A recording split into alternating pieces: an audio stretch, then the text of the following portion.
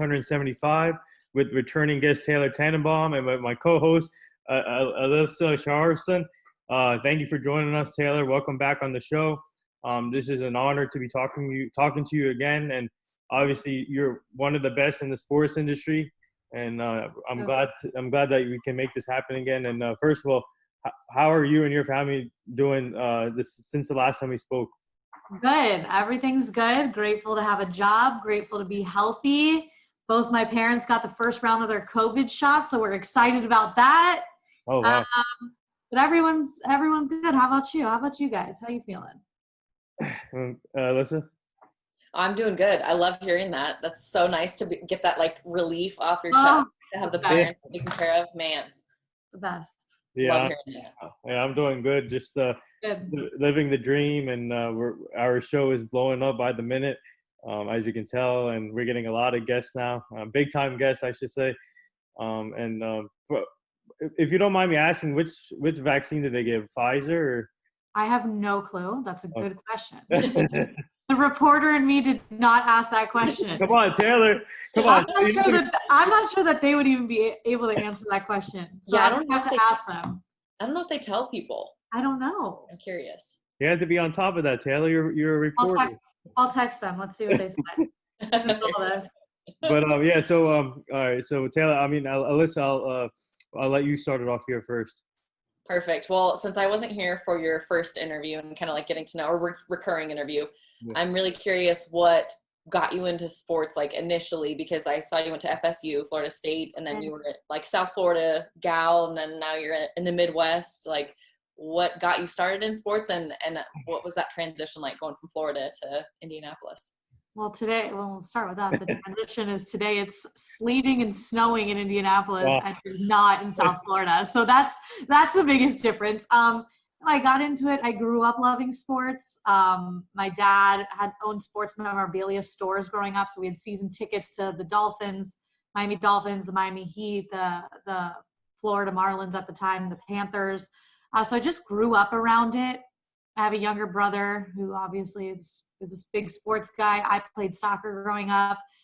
So I was just always into it. And I love people. I like telling stories. I'm very inquisitive naturally. So getting to put those two things together was just something that I've always wanted to do. I started back in high school at my high school show at Cooper City High School called CTV. Shout out to CTV. And then went to college for it at Florida State. And from there, moved to Alabama for 5 years, 2 different places. Dothan, started out really small, 179 it was at the time. I think it's gotten bigger market size wise. And then went to Huntsville, Alabama. And then I wanted pro sports. I wanted something different, as much as I loved Alabama, Auburn, and covering college, because really college is the best, just feel good story type things. I wanted pro. It's a different kind of challenge. So Indianapolis has pro sports. You got Pacers, you got Colts, you got the Indiana Fever, you got, and then you have racing, which I love racing. I'm a NASCAR fan. IndyCar is here big, obviously. So you get a little bit of everything. You were in local sports, correct? Yes, Spokane. Okay. So you talk about being grateful to have a job. I was there, and then they were trying to extend me, and then they're like, ooh, Pac-12 canceled, high school sports canceled. So, had to make do with, and actually, of course, and here you are. Come from it. So it's kind of pros and cons. You got to be positive in these times. You're a grinder. That's all that matters. Thank you. Yeah. Yeah. So that's the story. I'm sticking to it. I don't know if we mentioned this on when you first time came on. I don't know if I asked you about your soccer career, but what was your soccer career like, and what did you bring on what did you bring on the soccer field? What were you like as a player, and what did they call you? Did you have a nickname on the field? I didn't have a nickname. Well, in high school sports, I guess that's kind of when people started calling me Tay-Tan. Mm-hmm. Taylor Tannenbaum. That's kind of where because there was Taylor Thompson on my team too. And you always put nicknames on the back of your sweatshirts that you would get in high school. She was always Tay-Tay, so I was always Tay-Tan, and that's where that came from. So I guess I can credit sports to that. Mm.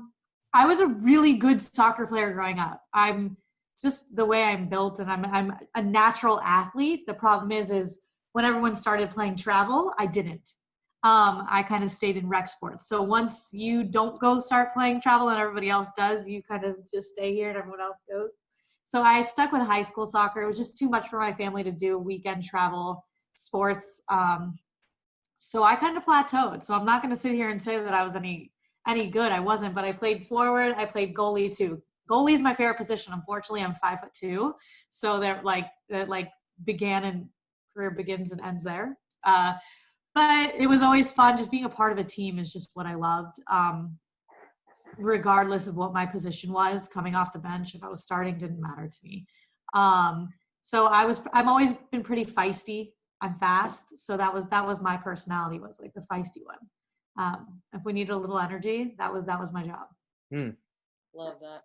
And no matter what, being a part of the team and like being at a competitive level, no matter what, will benefit you. Exactly. When you're in the job you're in now, right? Because you know the dynamics of the team, what matters, what makes people tick, like that. Absolutely. And in a newsroom, it's a team. You know, there's so many moving parts that you have to learn how to communicate, stuff like that. So being on a team is like a lifelong thing when you're in this business. Yeah. So doing that growing up in sports is huge. And you can understand, even though obviously I was not any kind of level of athlete that I cover, you can understand the kind of commitment it takes to be good at something. So you respect that a little bit more, I guess. Absolutely. Well, I want to get to Super Bowl matchup and all that stuff, but I also want to know, because like you said, I was in local sports too, up until like October. And I want you to tell some people like what the crazy stories that have changed, like how you cover sports now, how different it is. And is there anything that really stands out in your mind that's like, wow, we need to write this down 2020, 2021, because this will never happen again? Yeah. So obviously it's a lot different. I'm grateful that at least in Indiana, they've done a really good job high school wise getting things done. We had a full high school football season. We have a full high school basketball season going on right now. Very limited number of fans. It's really mostly just family. But they were able to pretty much get it done, which is cool. When it comes to Colts and Pacers, the Colts did everything they possibly could to accommodate us. And I was so grateful. Shout out to their PR department. They're literally was the best in the business. Went to limited amount of practices. You can be only so far away. So like the video of the offensive line, they look like ants over there. Games we were allowed to be at, which I was grateful for. So that really hasn't changed. And the fact that like you still go to games, but there's no locker room. Phillip Rivers, for instance, had come here in the spring and now he's retiring. Didn't even get to meet him once. We covered him all season. So it's unfortunate in the fact that like you don't get the same interaction with people, because a lot of the stories you get are just from getting to know the guys in the locker room or listening to people talk, or, you know, there's things you don't really want to sometimes ask on a Zoom in front of everybody that you would ask in a one-on-one setting when you have some time in a locker room. So that's really disappointing because you miss that aspect the most. And I'm hoping, because it works fine on Zoom, and we, you know, a lot of, you know, phone conference calls we used to have are now Zooms, which is a benefit. Now they have to get on camera. It's not just for TV purposes. It's so important to see somebody's face. But you miss that human element and that storytelling when you don't get in the locker room. So I'm hoping it doesn't stay like this forever, because I could see it potentially staying like that, because I'm sure people would rather us not bombard them in the locker room when they're, you know, half dressed and after a loss. But I hope that goes back to normal. But other than that, it's been pretty smooth sailing. It's just a matter of you don't know what's going to change and when. And that's, you just have to be ready for different things every single day. So obviously outside of reporting out there in Indianapolis, what else have you been working on since the last time we spoke? And have you been doing work with Sarah lately? I haven't really been working on much, just kind of getting together. I've been collecting some clips of just what the last year's been like, just so I can save it. Like you said, Alyssa, like just so you can look back and say like, holy moly, this is what I just did in 2020. Like what the heck just happened? I actually went back to March, the night before everything shut down, because we had the big tournament here in Indianapolis. And the NCAA, a couple of tournaments had called it already that Wednesday night. The NBA was just about to call it, but at 6:00, I was live at Bankers Life Fieldhouse getting ready for the Indiana-Nebraska game. They ended up playing. the NBA canceled right after they left the court. So Indiana got that game in, but I'm like live at Bankers Life, no mask. There's a crowd, and I'm talking about how, the Big Ten hasn't stopped fans from coming yet, even though the Ivy League had and the NCAA had at that point canceled fans coming to the tournament, March Madness. They had already nixed that. They were leaving everything up to the conferences, though, for conference tournaments. So just looking back at that last week was the most interesting thing, because I was interviewing people about, do you feel safe? And they're like, yeah, we have some wipes to wipe down the seat. It's going to be fine. And it just like back then we just didn't know what we were in for. And then you look now and it's like just normal to be wearing a mask. So that's just something I've been working on. But yeah, I do some stuff with, sometimes we go live on Sunday nights on Instagram just for fun. Because she's West Coast. Sarah Hodges, my best friend, is sports anchor in Sacramento at the ABC out there, or CBS out there, sorry. And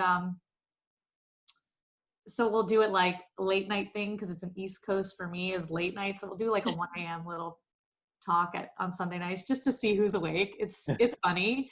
It lets us talk and lets people ask questions. So that's pretty much it. Other than that, I'm focusing on my job and finding stories every day and just the grind of it all, waiting for March Madness. Yeah. I feel like Instagram Live is going to be the future of a lot of things. Like it has to be. It has to be. And it's such an easy way to access people and get them to come on and talk. There's no excuse now. Yeah. I know you're on Instagram. You can go live with me. Yeah. Exactly. I know you're not on social media. Yeah. And you can see when they're online if you have like a former mess. It's so creepy. No, I know. Well, you talk about just the weird year. I cover Gonzaga now. And the fact that like Saturday they were playing, it was silent. Like they had a problem with the crowd noise. So it was silent when they were playing. There was like 5 people in the gym, masks on. And then there's this huge mic drop in the middle of a play. And I'm just like thinking at the time I was like, oh yeah, that's kind of weird, but whatever. Now that you're talking about it, it's like reminding me how weird. It's strange. Was that the game at Pacific? Yes, they're playing Pacific. Yeah. Because Sarah works in Sacramento. She covers Pacific.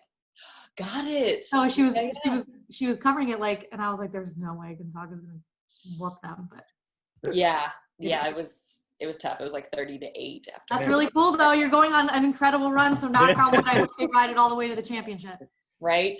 And so speaking of the championship, since you're there, have you heard anything new about like the NCAA tournament, how this kind of came to be? Because all the games will be in Indianapolis. Like, what can you tell us? Any inside deets that you know about? Yeah, so it's pretty much what everyone pretty much knows, but for people who haven't really been following it, obviously the NCAA's home is here in Indianapolis. I'm like 5 minutes from their building. We don't necessarily do a lot with them. They obviously don't hold a lot of press conferences. They keep things very tight to the vest, but very close to the vest. But them being here, and this city is one of the best cities to host. They're known for that. This is a convention city. It's built for it. They hosted the Super Bowl years ago. It was, if you ask anyone in the media, they will tell you it was one of their favorite places to ever host something. So we were supposed to have the All-Star game coming up in March. That got canceled. March Madness Final Four has been here in the past. This city hosts, you have Sports Corps, which is just the best, and they put everything together here downtown. Them coupled with the city of Indianapolis, they're just fully equipped to do this. And with Indianapolis being Indiana being a basketball state, you have Butler, which is 15 minutes from downtown.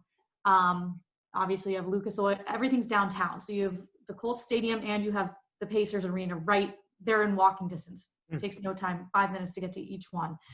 So you can play there. Then you have Butler right down the street. You have the Convention Center, which is downtown as well. They can put 1 million courts in there like they did in Orlando. You had conference rooms that held practice courts. And then you have Indiana, Purdue, which are only an hour 10-ish away from Indianapolis. Obviously, they're Big Ten major teams. And then you have IUPUI, which is downtown, and they have their own gym. So there's just so many resources in Indy, being such a basketball state. And if they needed high school gyms, the gyms here are some of the biggest in the country.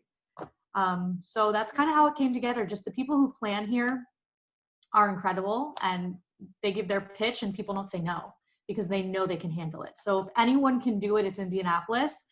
It's going to be insane. I'm so interested to see how they do logistics with like buses and food and just housing in general is going to be so crazy, but I know that they're going to like knock this out of the park. And I'm just excited for people that they can A, see the city, and B, that they can play basketball and feel a little bit safe here. So it's going to be cool. We got our March Madness masks this week. I had to go find out from work, but they're doing like a March maskness, I think they're calling it. So I'll be sporting that soon. So look out for that, just to promote the event. Yeah, post that. So speaking of March Madness, do you think they can pull off doing a bubble like what the NBA did last year? Yeah, I think it's going to be a lot more difficult when you have just so many teams. It's not like there was just, what do we have, 22 in the bubble, 24, if that? I don't even know. Yeah, 24. No, 22. You're right. 22.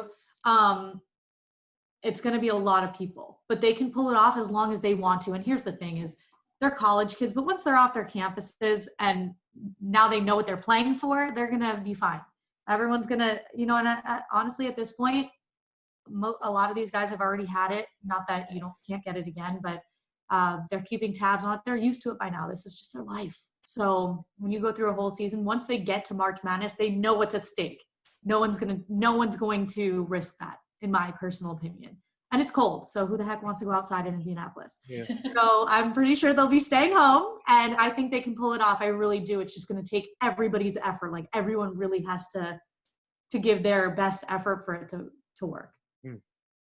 Great point. I think it also kind of like might eliminate some of the Cinderella stories, because I just feel like those blue blood programs and like the top ranked programs are so intense and serious throughout that like their whole life depends on this. So like, I don't know, I might be projecting this, but I just feel that there's such a serious vibe to those teams, and they have the money to test every single day. They do. Whereas not everybody has been able to do that, which is just wild to me. No, it's true. You're right. They have bigger and better accommodations, and that just gives you the leg up, which is why the best go to those best schools. It's just the way that it works. So I think, and you're not going to be feeding off the other team's fans' energy where they're like trying to boo you out of the building, and you like have all this extra energy. Like, we got to beat Duke. We're in Duke's house. Like, you're not going to have that. Right. So it's definitely going to be weird. Well, I would agree with you. I think it's probably going to be more of a blue blood feel this year. We'll see. I'm excited. Well, Nathan, are you cool if I start asking about Super Bowl matchup? Oh, that's perfect. Sunday? Yeah, because I just had to bring up the trade with Taylor though, real quick. The Pacers, remember the 14 trade with Harden and the Pacers? So I want to ask you, what was your initial reaction to that trade? And obviously, the Pacers got Karis LeVert, but obviously he's dealing with a heart problem, and hopefully he gets back soon because they got a heck of a player for Brooklyn. And what are your thoughts on that trade, real quick?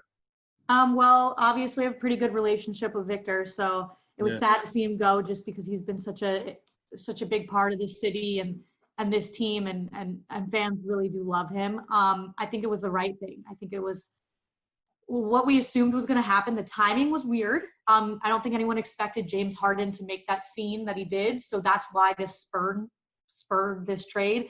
This wouldn't have happened when it did. They were on a road trip on like day 4 of like a 10-day road trip. So it caught him off guard, caught everyone off guard. I think the Pacers inevitably were going to trade him at some point. There's no way they were going to let him become a free agent and not get anything back in return, because in all likelihood, he probably wouldn't have ended up back here. Not because he doesn't love Indianapolis. He has never said that, at least to me, to anybody that I know. He believes in himself, and he believes he deserves some more money, more than the Pacers are willing to give. That's okay. There's nothing wrong with that. Sometimes it's good for a fresh start. And if you don't believe in yourself enough to gamble on yourself, then I can't relate, because I do that in my job too. You've got to gamble on yourself. Just like a team is a business, a player is a business himself. You got to look out for you, just like they're looking out for themselves. So I think it was the best possible thing. I think the Pacers won in the trade getting Karis. He has a bright future. He's a great fit for this city, for this team. He's a Midwestern kid from Ohio, went to Michigan. So I think once he's healthy, he does have that mass on his kidney. We don't really know the extent of it yet. Kidney. Yeah, I meant to say kidney. Yeah, we don't really know the extent of it yet. Obviously not pressing enough to the fact that he has not undergone any kind of urgent surgery. He's sitting on the bench watching. I think they're just monitoring him for now. So this team is is good, and he will definitely pick up where Victor left off. And I hope Victor is successful where he goes, because he deserves it, and I hope he secures him back, because he deserves it. He deserves it. So I think everybody won in this trade ultimately. Do I like the way it went down? The timing of it probably could have been handled a little bit better. Then again, it is a business, and this is how it goes, and you got to stay on your toes, and you sign up for this. So. Well, I want to move to Super Bowl, just Championship Sunday in general. What did you kind of take from it? I saw Twitter-wise, you're talking about Aaron Rodgers and like maybe getting fans in Indianapolis excited that he could come to the Colts organization. That'd be crazy. Wide open. Well, I was like between watching. I was doing Pacers yesterday, so I turned around, and all of a sudden it was just like a game, and Tom Brady threw 3 interceptions, and then they didn't go for it on 4th field goal. It was like the weirdest turn of events. I was hoping. Honestly, I picked Packers Bills. Like I did.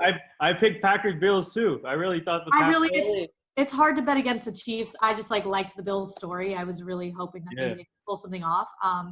But as far as Rodgers, he means what he says. I think he's pissed. He's not gonna he has a poker face. He's never gonna show that.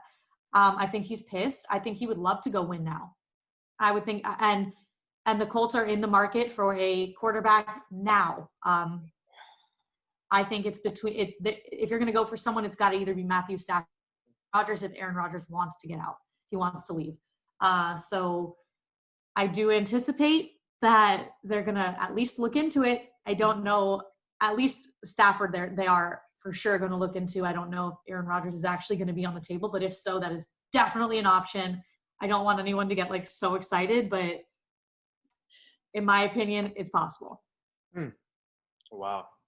And the Chiefs are just the Chiefs, and they're really good. And no matter what, you can break all of Patrick Mahomes' toes, and he's still So I think that we're going to have a lot of fun at this point. I kind of hope Tom Brady just wins again. You want to hate him so bad, and you can't. I've really grown to like him over the years, and it's impossible not to root for him at this point. So you know what? I hope he just does the whole thing. Patrick Mahomes has plenty of time left. He'll be here 20 more times. Yeah. So, I'm going Bucks. Yeah. I like that. I chose Bucks Chiefs just because, it sounds like, if anyone were to never watch football, that would be your option to go. If you kind of know Tom Brady, kind of know Mahomes. Right. Go with that. And I don't get how Packers didn't capitalize on 3 interceptions, in one quarter or over the span of 1.5 quarters. It was disappointing. To me. It was. The coaching was interesting. I didn't listen to post game, so I don't know what his logic was for kicking a field goal on that late in the game instead of going for it in 2 points. Yeah. But Aaron Rodgers did say he understood it. Yeah. He understood it. So obviously there's a lot of analytics that goes into it, but if it's me and you're in that position, you have one of the best quarterbacks to ever do it. I don't know why you don't. Great. And no matter what, you need a touchdown. I think LaFleur said he talked about it being a process. It was just a verbal punt. He was trying to get rid of the question. And the last time that happened, though, when a team was down 4 was 2015, the Bears. And it was, Dan Quinn. And the quarterback's coach was Matt LaFleur. Interesting. I didn't know that. Yeah, it was done. Well, this isn't his first rodeo, and he ruined the second rodeo. Yeah. Jeez. Field goal. I don't know. I think that's the worst thing they could have done. Wait, so Matt LaFleur was in Chicago in 2015? Mm-hmm. Quarterback's That's coach. so interesting. Isn't that wild? And he decided to do the same thing. When you still need a touchdown, you still need a turnover by the other team. I don't know. I'm never putting the ball back in Tom Brady's hands. That's just how it's right. Yes, no matter what, you have Aaron Rodgers, cool, but that's Tom Brady. Exactly. Wild. So I think it's going to be a great Super Bowl, though. I think they couldn't have asked for a better matchup. I think it's insane. I can't believe the Bucs are really in the Super Bowl. It's freaking crazy. It's to be able to be the first team to host a Super Bowl at home. That's even crazier. And I feel like I was on my friend's show today at 5 p.m. and I told them that this might be the most high-rated Super Bowl we ever seen. I think this is going to get high ratings, obviously with Mahomes against Brady. And they posted a picture on Twitter of a young Mahomes and older Brady saying Mahomes was 6 years old when Brady won some kind of. Oh, yeah. Way to make me feel old, but hey, you never know. Sunday could be the last time we see Tom Brady play. So You're right. you never know. But yeah, no, I got the Bucks winning too. I feel like this is their time to shine. They're home. If they can pull this off and win it for in front of the fans, and especially during this COVID season, and they've been through everything, ups and downs during the season, and they started off slow, and then they brought their back up. And I'm going to quote Drake here: "Started from the bottom, now they're here." So that's a process. Very true. Yeah, but no, I think the Bucks are going to win. It's going to be a high-scoring game. So I feel like Tom Brady. I think Tom Brady and Mahomes, they're going to put on a show, and the defense, both defenses are going to be on their heels. So yeah, we like points. Yeah, points are fun. I'm here for it. Nathan, I'm done with questions. It's all you. Oh, what already? Already? Oh, but all right. So all right.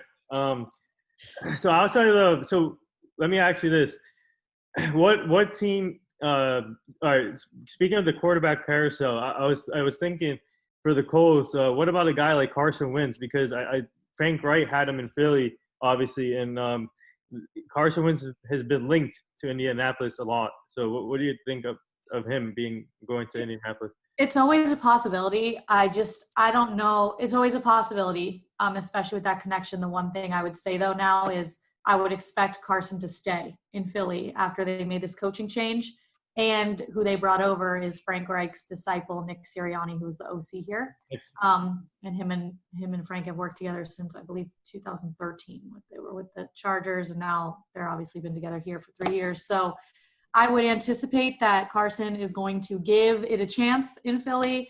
I'm sure if he asked Frank, Frank would give him the go-ahead to trust Nick Sirianni to do the right thing. So I would say that's, in my opinion, it's off the table at this point. It would be pretty interesting if they fire the coach because they're trying to focus on Carson Wentz. Then Carson Wentz is like, peace.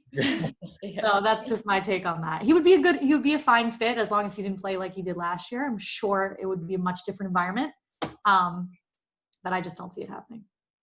Yeah. So a couple last few things here before we let you go. And for you, I saw your obviously you were on my friend you were on our friend's Courtney's show for the first time. Yeah, Courtney's the best, and his show is awesome too.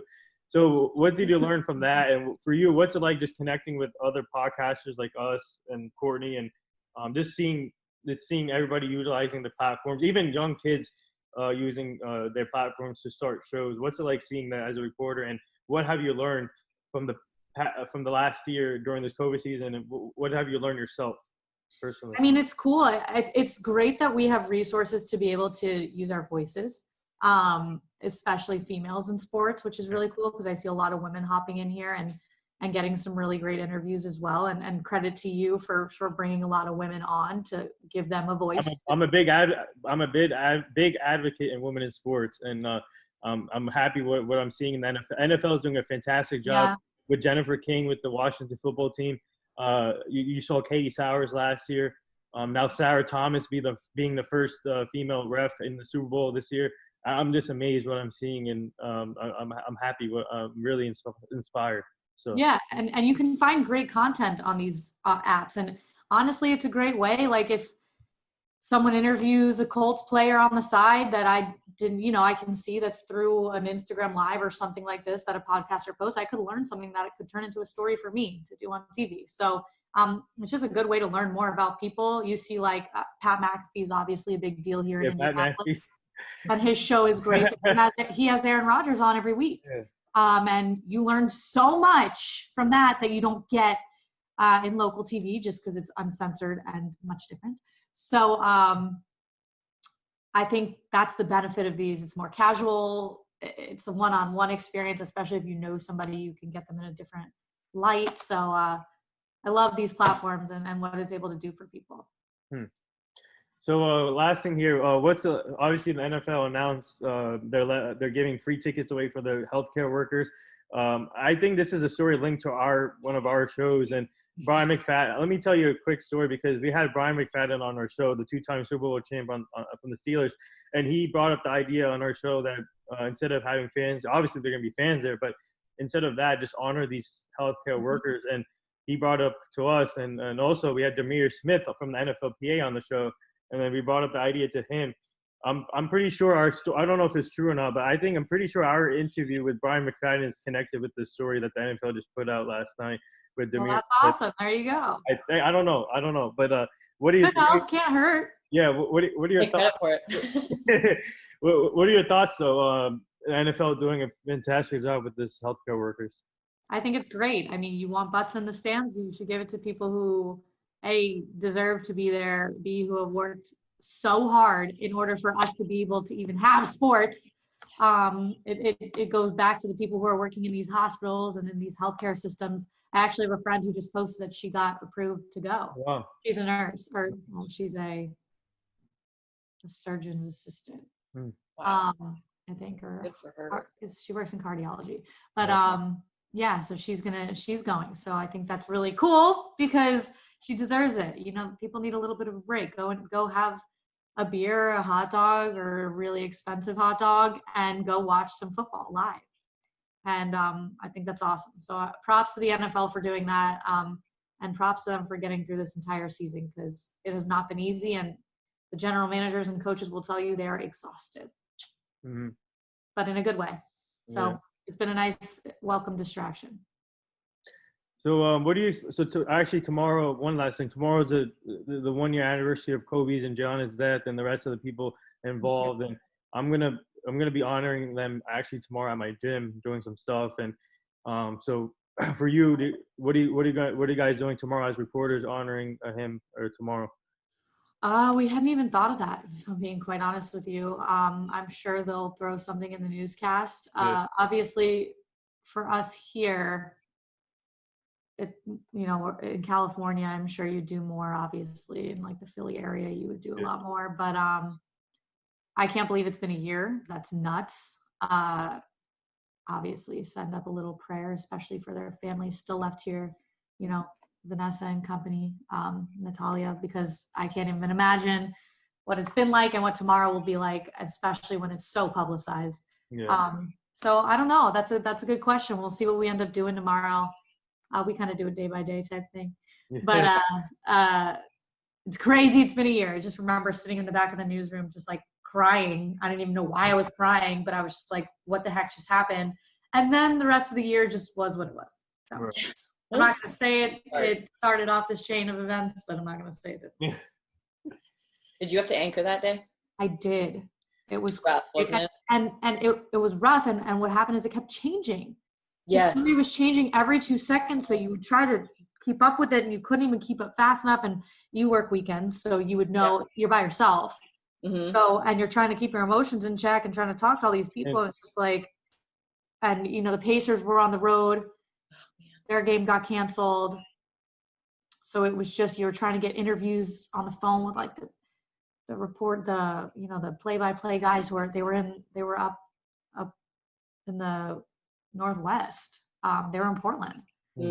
So it was, and their game got canceled. So it was just, I'll never forget it. It was crazy. I was just like, I don't even know where to start and where to stop right now. Yeah. Such a wild, emotional day. And the fact that TMZ broke it. It was TMZ. I was like, I can't. Right? I know. The one thing I don't like about it, though, they put what's his name? Rick Fox in the story. Rick Fox. There was definitely some crazy. Yeah. It was definitely there was some misinformation. Yeah. So what I do hope for tomorrow is that people respect the story. Yeah. The family did ask. I know there's gonna be people who don't do it, but the family did ask not to use crash video, instead just use Kobe video to say it, just because it's hard for them and they are everywhere and social media is everything. And it's really hard to miss if you are even click on an app just out of habit. I'm sure they'll be off social media tomorrow. But I hope that people do respect it at least. Yeah. Great point. Yeah, so there it is. It wraps up episode 675 with returning guest Taylor Tannenbaum. Thanks for coming back again. Hey, speaking of Tannenbaum, you're not related to Mike Tannenbaum, but we had Mike Tannenbaum on the show. Did you really? I get that a lot. I spell it different. I don't have an N in the middle. Yes.